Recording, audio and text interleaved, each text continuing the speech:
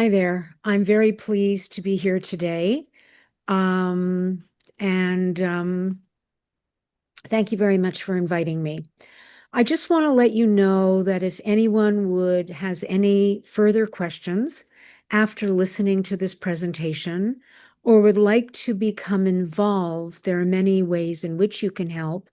Please feel free to email me.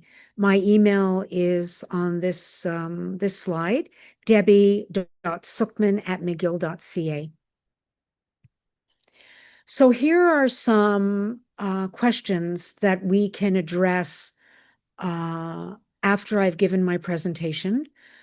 What I'm going to focus on is understanding OCD and what specialized treatment for OCD is and why it's needed. What's very important, of course, here in this list of questions is self-care and support for the caregiver. But we can address any of these questions or any that you will find helpful after I've let you know what's going on in the field. So as many of you probably know, OCD is a prevalent mental disorder recognized as a leading cause of disability worldwide. It's commonly associated with high levels of distress, depression, hopelessness, and psychosocial impairment. For example, loving parents may be unable to take care of children. People may be unable to work or to go to school. For pediatric OCD, this can very significantly impair normal development. Approximately 25% of severely ill adult patients attempt suicide. Importantly, treatment for OCD is currently a specialized field with increasing focus on recovery of symptoms and restoration of multidimensional quality of life.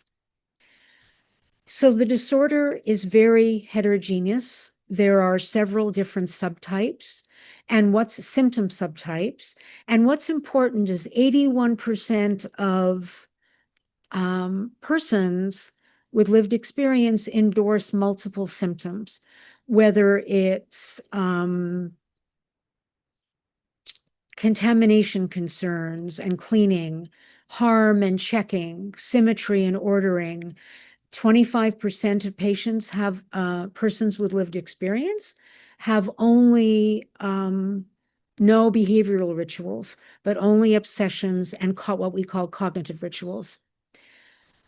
What is particularly difficult about OCD and why it's a disorder which causes so much suffering is that it zooms in on whatever is most sensitive to the person.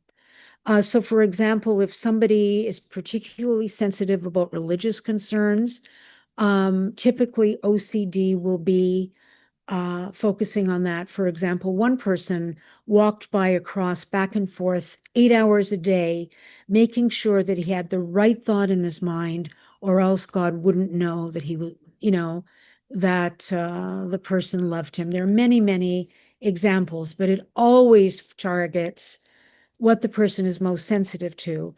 The person, for example, who finds any type of thoughts about harm will be most likely to be preoccupied with that. And we know that the strategies the person uses without treatment, for example, hyperattention, in other words, a lot of focus, trying to undo the thought, these sorts of responses perpetuate the disorder. Okay.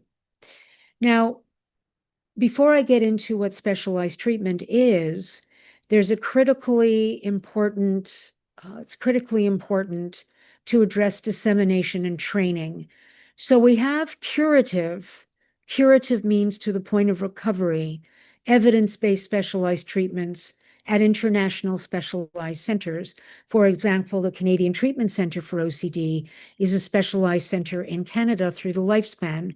Sunnybrook in Toronto provides residential treatment.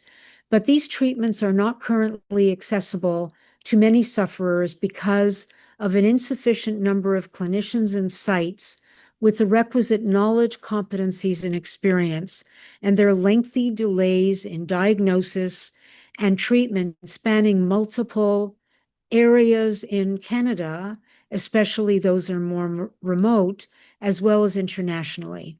So there's growing recognition of the urgent need to identify gaps. For some of the slides, they're quite wordy, and I'll just say a few highlights because this can be looked at afterward.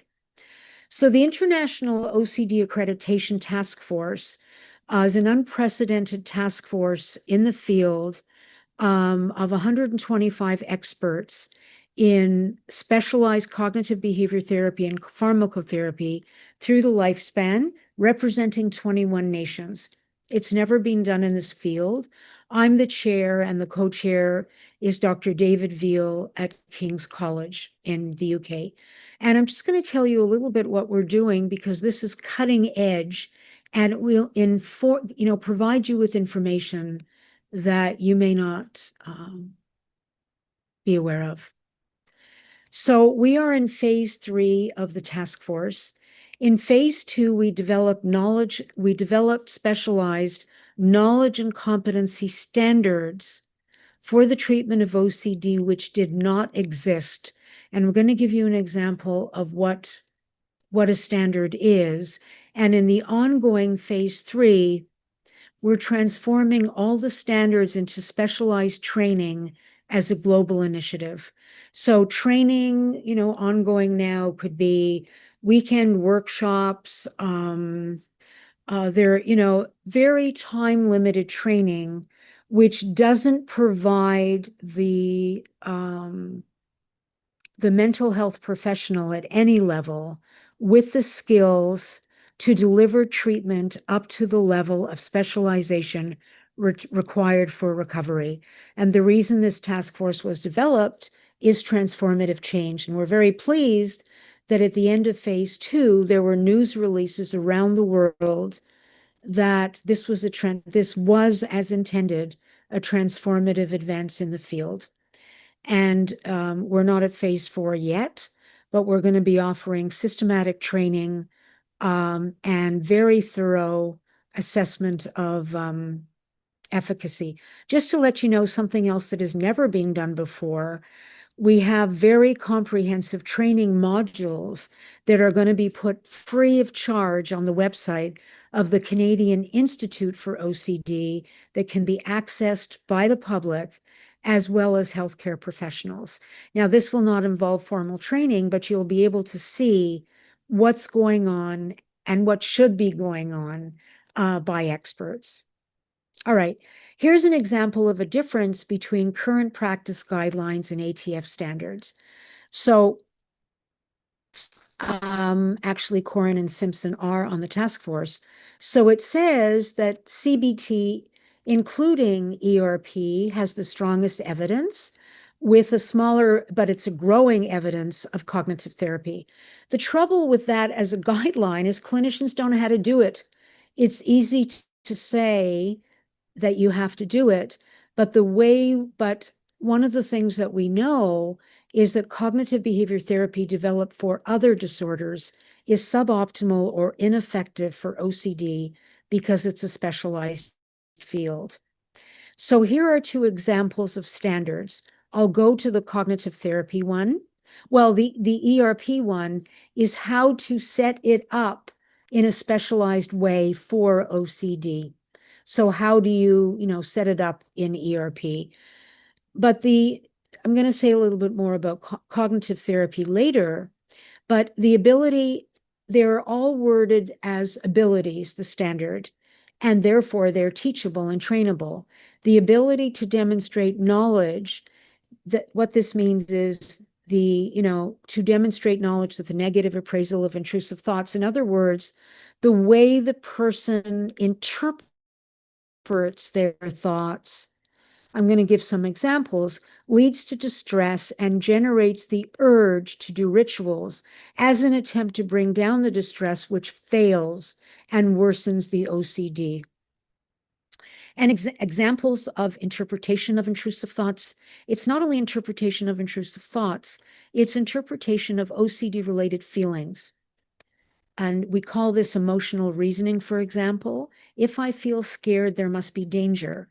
Taking the fact that a person feels a certain way to mean reality, which it doesn't. The reality, either it's the fear has no threat or it's greatly exaggerated in OCD. Or, for example, a thought is as bad as an action, which of course it isn't.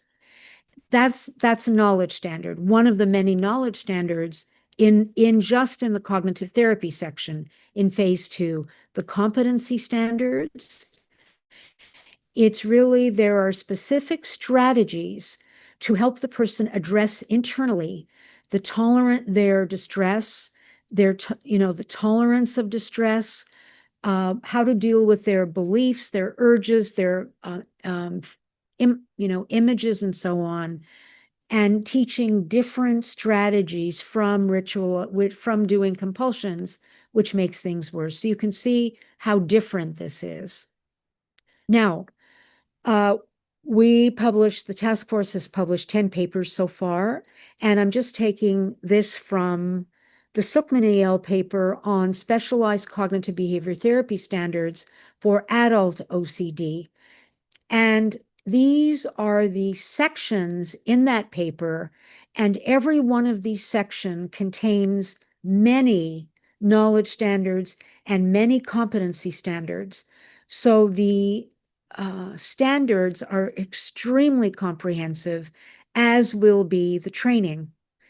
And the idea that, it's only ERP that can cure OCD is not the case. It's just like the relationship with the person. It's an essential but insufficient ingredient, and it has to be specialized. So how to assess OCD, how to do a case conceptualization, what is the person scared of and why, psychoeducation, the basics of how to get over OCD, 2 different ways to do exposure and response prevention. It's no longer a matter of simply staying in the situation and waiting for the distress to go down. As I'll explain in the upcoming few slides, there are different strategies to foster relearning than cognitive therapy, family-based interventions.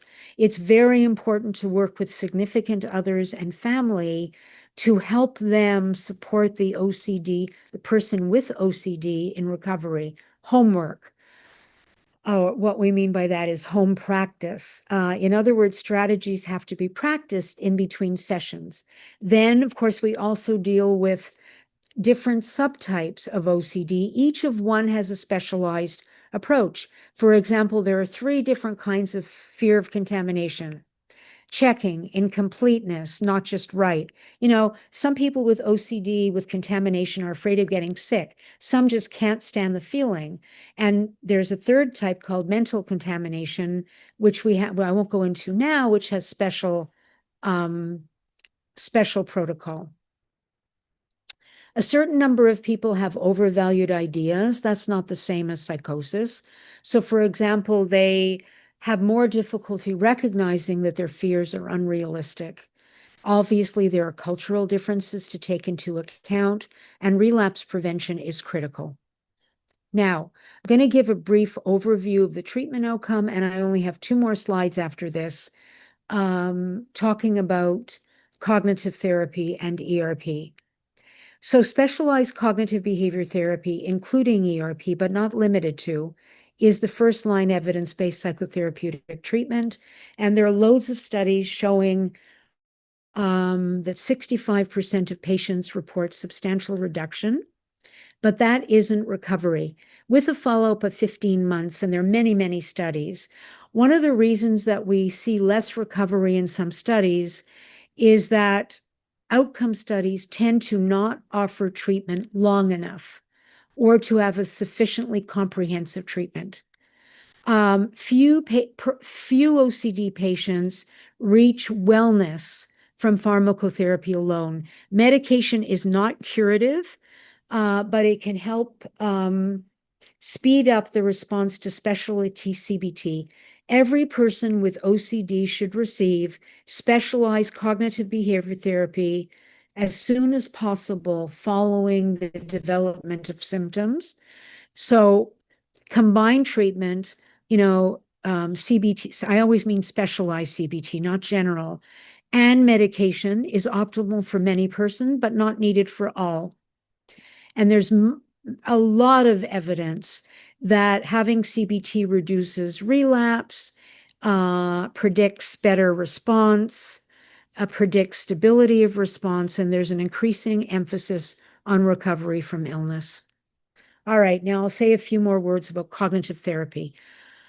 What that involves is, what do we mean by, they report varied emotional responses and cognitive, complex metacognitive dysfunction. What we mean by that is, I mentioned it before, emotional reasoning, that kind of thing. The way the person understands the world and themselves.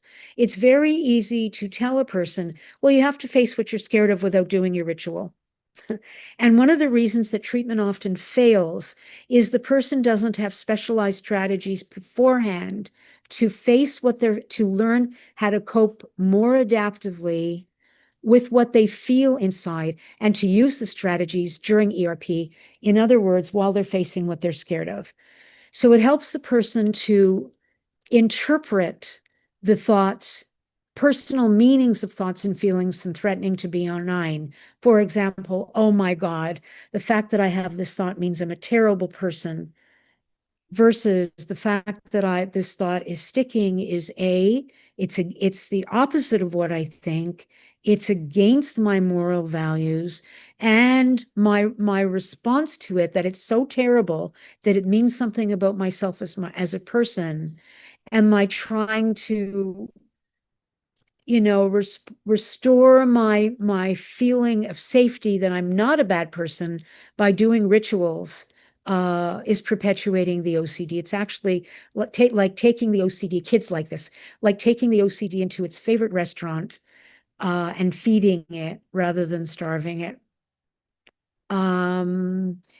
Okay, so we teach a wide variety of strategies, and then we don't only use ERP, we use what are called behavioral experiments, where the person predicts what's going to happen, they face what they're scared of, and we try to create a disconfirmatory learning experience. In other words, try to set up a situation where the outcome is very different than the expectation, which is usually not realistic, with a lot of practice of new skills. So this is absolutely critical to specialized CBT. Then we have specialized protocols for exposure and response prevention. And there are many therapists who say they do specialized treatment, but they don't. And so what we do is there's an inhibitory learning model. There's more work on that recently. For example, this was developed by Dr. Michelle Krask, who is part of the ATF task force. But this is a long-standing approach on the part of experts. It's not new, but it's more systematically being looked at now.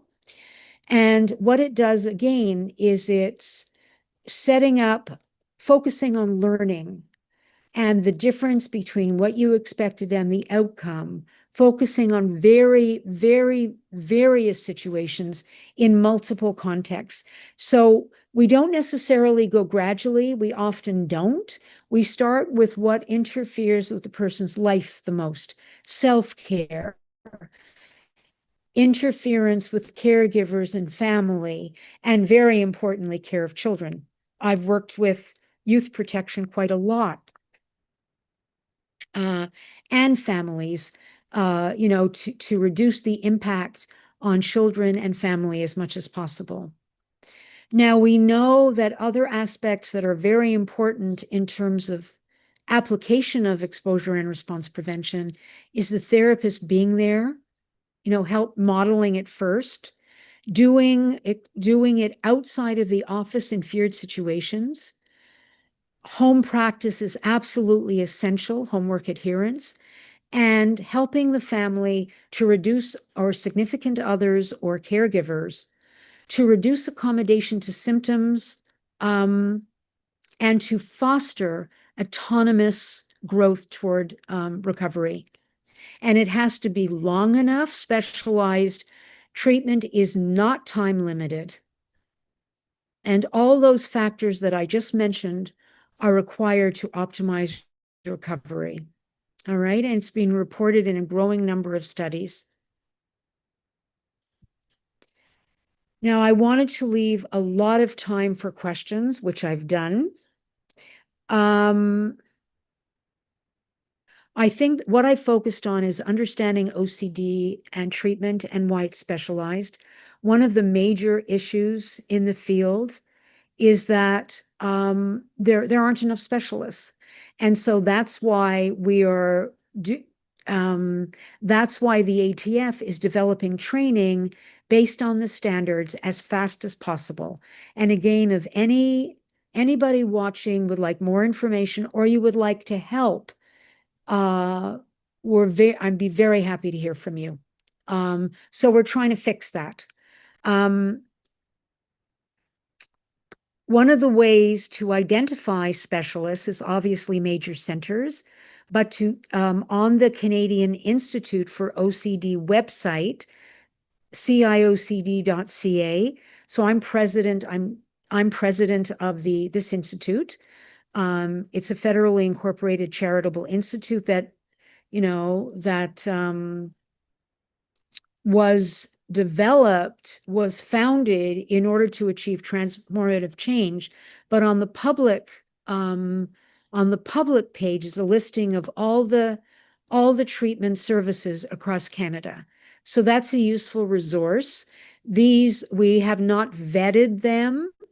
But if you want more information, you can get in touch with me. So that's one way to find at least providers who do treat OCD. Obviously, system obstacles there are many regions where it's just not available. Luckily, specialized centers can offer remote treatment across Canada, and it's just as effective as in person. If a person refuses help, usually it's because they're terrified that they're going to have to give up their rituals, which they feel they need in order to function. And a family member or caregiver can consult with an expert first, and the person can come just learn more about what's possible. And usually it's not a commitment to get therapy. It's to get more information. Who wouldn't want that? And most often, they do really want help. I've had children who say no, no, no, and their parents are dragging them, and then they're dragging their parents. And it can be the same for adults. Experts, we do work with with the person's permission. We work with caregivers and families to find out your perceptions and experience, which can often be quite different than the person with lived experience. And we give feedback about how to help, commensurate with the person's progress and in collaboration with them. And we provide skills to the caregiver, not only to the person who is living it. And if you want to learn more skills, just get in touch with me as well. And the aim is intrinsic progress toward recovery. In other words, inside the person suffering. And there are a number of self-care and support strategies for the caregivers. These are fantastic webinars, but if you'd like more information, there are a lot of strategies available. And sustained relapse prevention, meaning what should the person do and what help would be useful to sustain their progress. And mostly what's involved is to continue using the strategies under stress. All right, now I'm going to take questions.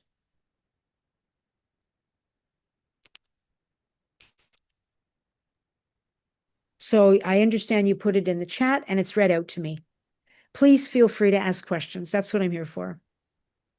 Yeah, so if you have any questions for Debbie, feel free to use the chat or the Q&A at the bottom of the window there.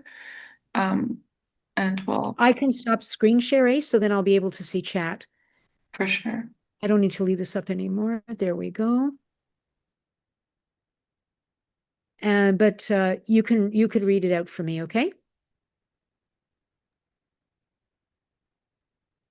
There are three questions in the chat. Oh, I don't think those are questions. I think those are just from earlier. Oh, really? Oh, okay. Perhaps you can start. I'm so glad we have a lot of time. Perhaps you can start by telling me a little bit more about why you were interested in this webinar and what you do with OCD, because then I can comment even if you don't have a specific question. How about that? If people, I can't hear your voices, but if you would write something in the chat about why you were interested in this webinar and what you do with, what you do with OCD, and I can comment. So there is already one, I believe. Yes, someone asked, what is ERP? Oh my goodness. ERP is exposure and response prevention. Yeah, thank you for your comment about support groups. I do have a comment about that. Um, ERP is exposure and response prevention. It means that what happens in OCD is the person is massively avoidant of all situations that provoke their symptoms. And ERP is helping the person to face what they're scared of without doing rituals, without doing compulsions, checking, washing, repeating, and so on, which perpetuate the disorder. I'm glad you asked that. Someone else asks, do you know of any support groups for people who are caregivers of a parent with OCD? Yes, what's very interesting is that we are developing a national project that I'm leading with some UBC professors, and we have a whole team, we have a focus group of caregivers and persons with lived experience, and we've developed a questionnaire. It's not ready yet. It's in development, and we're going to be disseminating this across Canada, asking what your experience is as a caregiver. And if you want to be involved again, you can email me. In terms of focus groups, we have a member of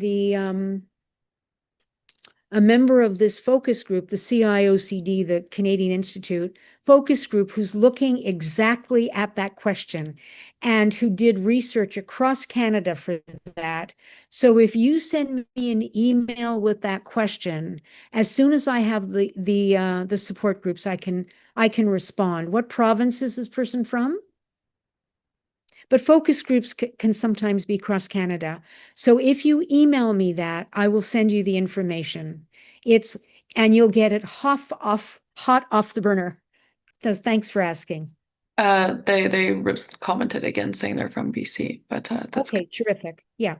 Lots of questions coming in. Someone else asked, I wonder if you can speak to how effective these treatments are of OCD along with neurodiversity such as dementia or autism, etc. That's a very good question. I mean, they're all very good questions. Okay. Experts regularly treat OCD with autism. This is not an issue. Many patients do well. And there are interventions there are autism centers. And if the person needs it, we can do collaborative care. But what we do is we just adapt the specialized cognitive behavior therapies depending on the level of functioning of the autistic person. That is not an issue at all. We do that all the time. Now, for dementia, that's completely different because a person with dementia, if it's progressive, isn't going to be able to retain the learning probably. But we can work with the person's permission, if they're able to give it, with family caregivers and so on, to give helpful tips. Someone asks, as a caregiver, what is a good approach to stop the rituals and how do we intervene? Okay. That is a very important question. And it varies from person to person. It's easy to say, try to encourage the person to not do their rituals. But that's why I put in bold to measure it with progress. If the person is in treatment, then the advice that we give is appropriate to where they are in the treatment. Are they learning? So then you would learn with their permission, what are the strategies they're currently learning? So you would first support their they're using a different approach to their inner experience, to their fears, the thoughts, and so on. Then what you would do is support them in using those strategies and gradually facing what they're scared of and not doing the rituals. If you try to intervene and force it from the outside, I don't know if you're in a caregiver setting, which is why I would need to know the setting. There are things that you could do as well. There can be guidelines that you set up in terms of meals and self-care. But I can't answer that question without more information. I would need more information about the context of this question. Can the person provide more context? Uh, Someone said, yes, we are in a mental health facility. Well, what kind of mental health facility? Is it are you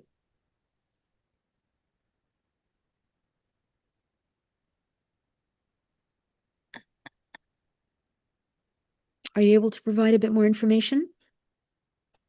Licensed care for young adults. And is this inpatient or outpatient? And does it involve treatment?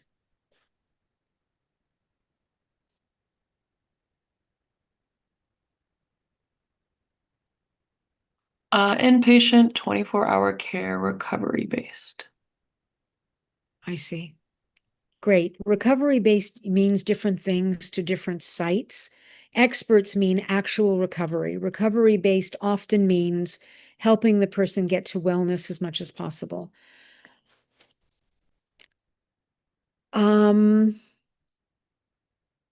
What I would suggest, and it may not be immediately answering your question, but in the slightly longer term, it might be much more helpful, is you could consult with an expert who can provide, ongoing consultative service to suggest how you can set up a systematic program for your site. So, for example, the questions I would ask is, what treatment do you already have specifically for OCD? What is the structure of your program? Experts, for example, I worked with inpatient services many times, helping the staff set up systematic programs for their staff to implement. But more information is needed. So if you're interested in that, please feel free to write. In general, and what I'm saying is so basic that you already know it. You're supportive. You help the person express what they're afraid of. You help them reappraise their feelings and thoughts. Then you help them gradually. Reappraising means that whatever they're afraid of is not realistic. And then you help them, gradually, identify for themselves what they would like to start with, including, most importantly, self-care, nutrition, that kind of thing. And then gradually increasing the scope cross-situationally. Many patients, for example, are afraid, they take very long showers or they're afraid to have you touch their things. So it's very important to do it collaboratively. But these are sorts of suggestions, basic suggestions you probably already know. Someone asked for more of a definition, so they ask, is asking the same question repeatedly a ritual? Of course. Unless the person has dementia and they don't remember, that's completely different. But if not, what the person has is intolerance of uncertainty and self-doubt. They don't trust they've understood the answer. That's one option for what they're scared of. Or they're doing some magical thinking in their head, like, unless I get a certain number of answers, something bad will happen. So you need to know why the person is asking repeatedly. Is it just that they're not sure they heard it the first time, which they did? Or is it they're afraid something bad will happen if they haven't understood it, or they have a magical number? And then what you would do is the same thing that I'm suggesting in a gradual way. There are strategies to help the person trust themselves more and gradually reduce the checking. And if given their cognitive functioning is normal, their perception of your answer is as accurate as anybody else. If that's a big if, they're just not trusting themselves. And the more they ask, the more they're not going to trust themselves. The more they try not to ask. But the other thing is, it's not only asking. The person will do mental reviews, could go on for hours. They may review the conversation. They may review what you said. Did I really understand this? What if I didn't? What if I make a mistake? So we address not only the overt symptoms and the overt compulsions, but the compulsions they're doing in their head, reviewing, analyzing, checking, rehearsing, that kind of thing. And that kind of thing. Another thing is, a person may be having obsessions while you're talking and actually weren't listening. So they may actually not have been listening. And the first step are short periods where they focus on listening and away from the obsession, for which they need specialized strategies. There are strategies to focus, a person can, one of the reasons that people, one of the many reasons that people can't stop their compulsions is they're afraid that if they stop, or if they try to reduce it, they're going to be plagued by the obsession and the distress, which will never go away. But we have strategies like reappraise the meaning of the thought and feeling. We also differentiate between involuntary and voluntary thoughts and feelings. Involuntary just pops into your mind. Nobody can suppress it. And in a normal brain, they come worse if you if you interpret it as dangerous, if you try to get rid of it, or if you do compulsions. But that's for involuntary thoughts and feelings. But for voluntary thoughts and feelings, the reviewing, the analyzing, the checking in their head, the strategy is response prevention. And voluntary thoughts you can stop. And what we teach the person for involuntary thoughts and feelings, the strategies, among the many strategies, are called distance, reappraise, and then distract. Distract by itself will not work. So distancing really means a healthy perspective that you recognize, no matter how strong the feeling or the image, it's a false trigger. And reappraisal means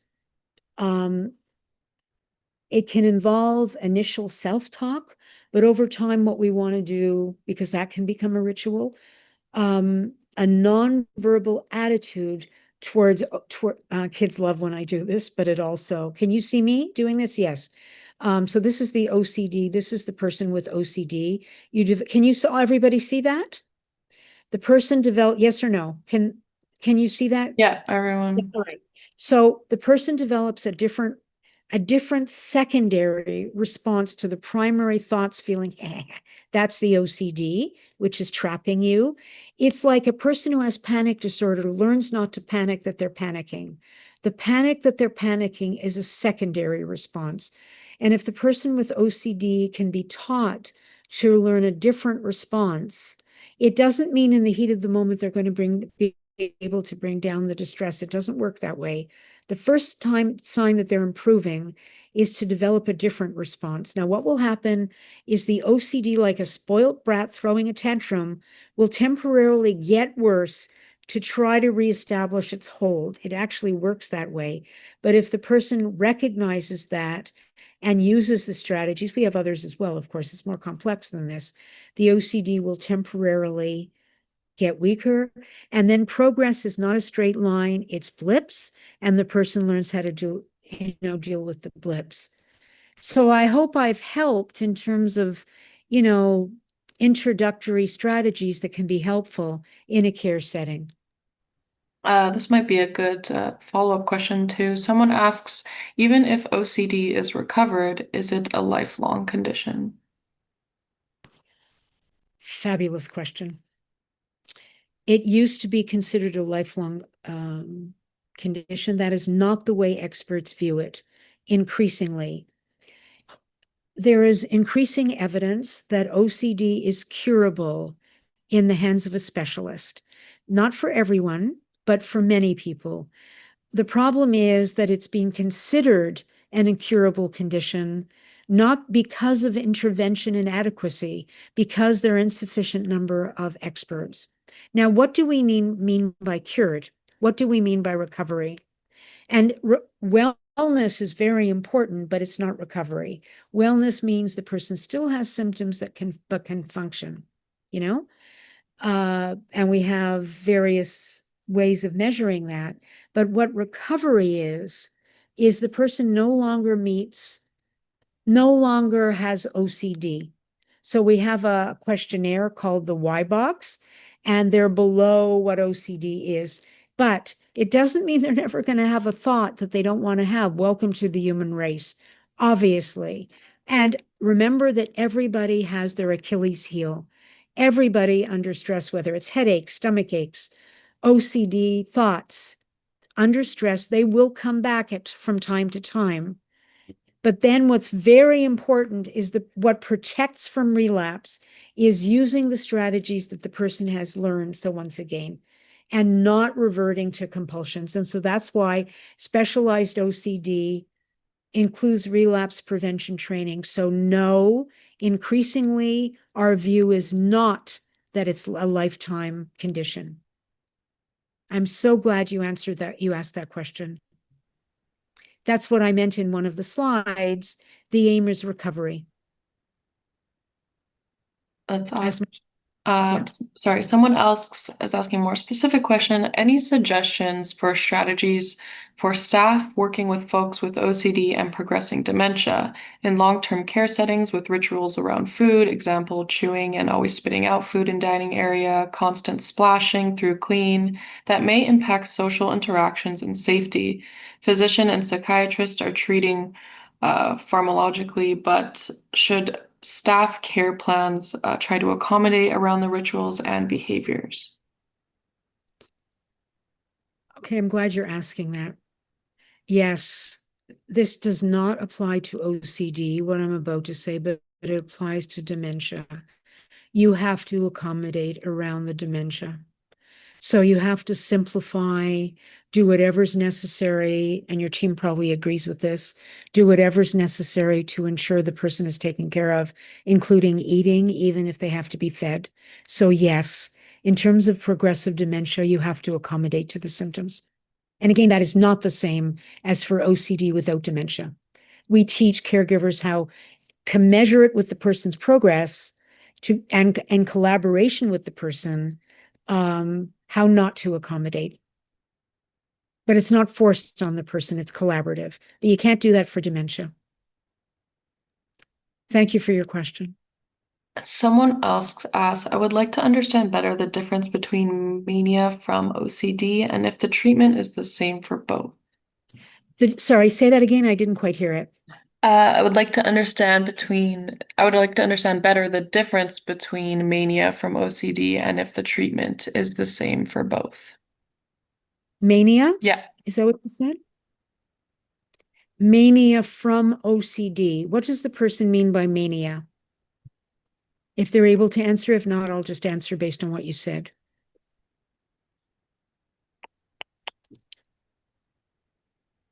Can the person say what they mean by mania? If not, or would they just like me to respond? It'd be easier if you said what you mean. So, would you like me? I'll just respond. OCD does not cause mania. Okay. So here's the thing.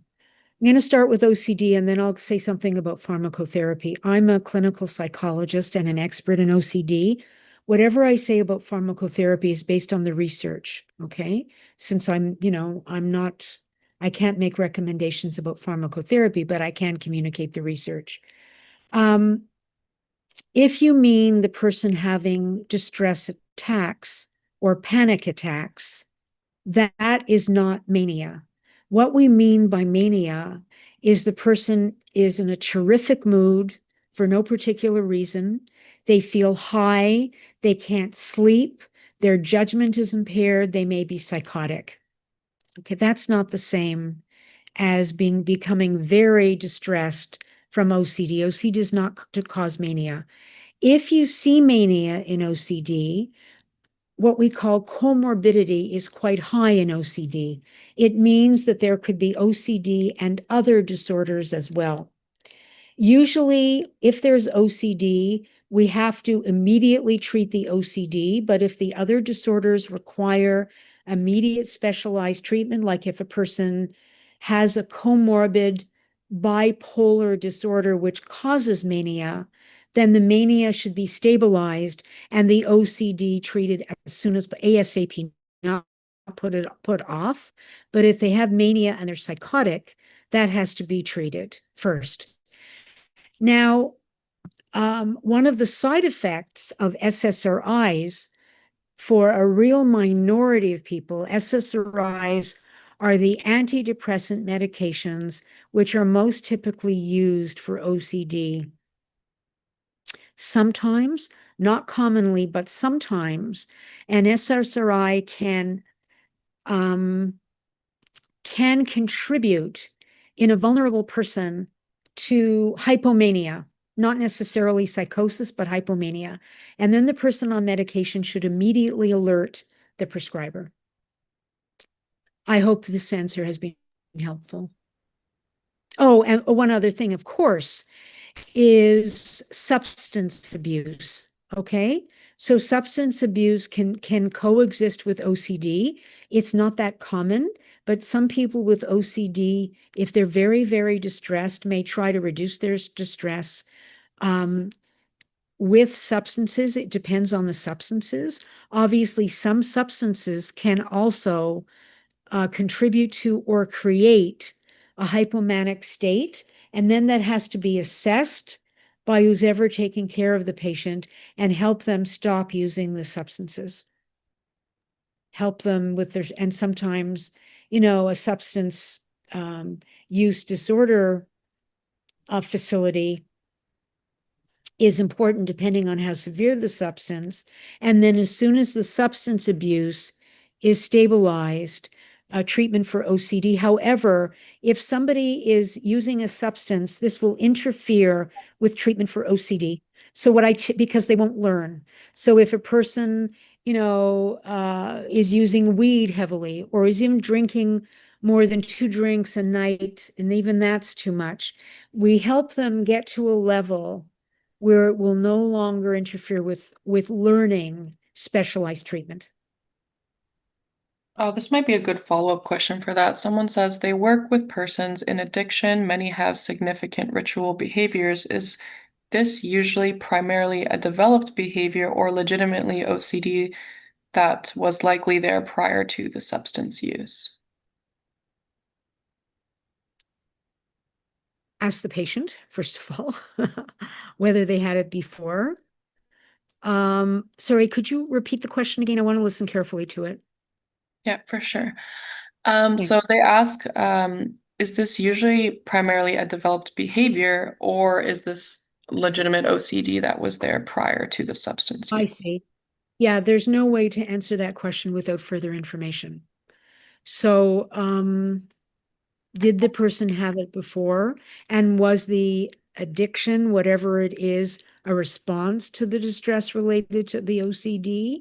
And then it depends very much what substance they're using and whether that can contribute to repetitive behavior. So it could be either, depending on the Someone individual. would love to know what the definition of hypomania is.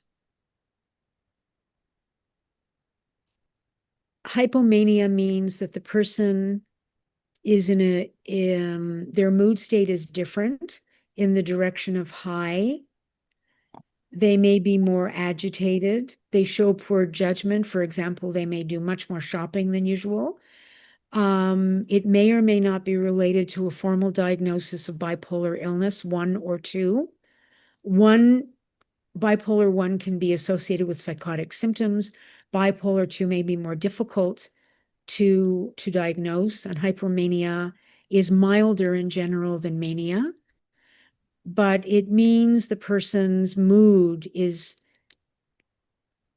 noticeably different, not in the depressed direction, but in the opposite direction. However, that it's not hypomania when the person had something terrific happening and they're in a good mood. Everybody's mood varies. It depends on how much, and everybody's mood can vary significantly, and it depends on the stressor. So hypomania is usually also not in line. Either the person can't identify any associated event or it's greatly in excess. Those would be some guidelines. Yeah, awesome. Since there's only 5 minutes left, I'll pick the couple last questions here. How do you navigate risk assessments with those who have ongoing impulsive thoughts related to OCD? Oh, that's such a good question.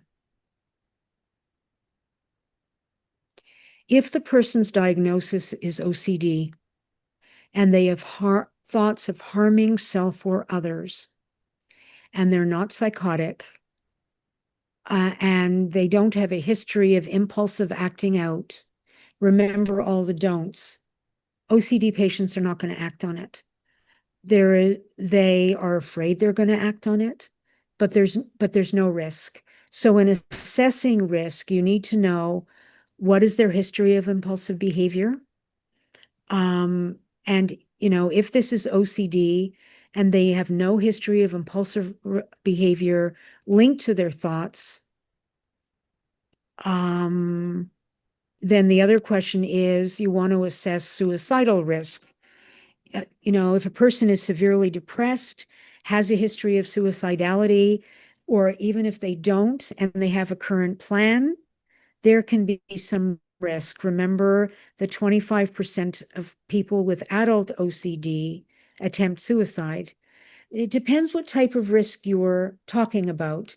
If it's related to severe depression, that's different than where there could be a risk, versus asking, is there a risk if of a person who has OCD and is not psychotic or impulsive of acting on their harming thoughts? This is not a risky situation. And it's also often misinterpreted as risky by people who don't know OCD. And if you ever want to know, ask for a consultation from an expert if it's not clear. Someone asks, is it possible for ADHD symptoms to emerge after starting treatment with fluoxetine for OCD? Fluoxetine. Yes, Fluoxetine. yes. If they didn't exist before, either they weren't picked up before or they didn't exist before. But whenever there's a change like that, and it doesn't mean it's the medication. Obviously, I can't say that. The person should speak to their prescriber and it should be assessed. And then one of the things that needs to be assessed is a medication change or some change in treatment strategy important to implement. But again, that should be brought to the prescriber's attention right away. All right, I'll pull this last one here. They say, hi, Dr. Sukman. Thank you so much for this. I'm a clinician with lived experience and I'm so passionate about effective treatment, so thank you for your work. I am here because I am interested in the intersection of OCD and medical phobias, i.e., blood, injury, injection, dentist, Sure. etc. Are you able Yep. to comment on this connection in your experience? As we're Clarissa, I want to talk to you for a minute afterward, okay? As we're essentially out of time, and that's an important question, if you would like to write to me, I'd be glad to respond For sure. because I think I think we're out of time. We only have until 4, unless you wanted Yes, me to respond? it's almost one It's up to minute. you, Yeah, whatever right. you want. You can go over if you want to respond, or we can send some It can't, responses in the. it can't be answered just for a minute. Yeah, feel free to write to me. I'm glad that it was very informative. It's my pleasure. And again, feel free to get in touch with me.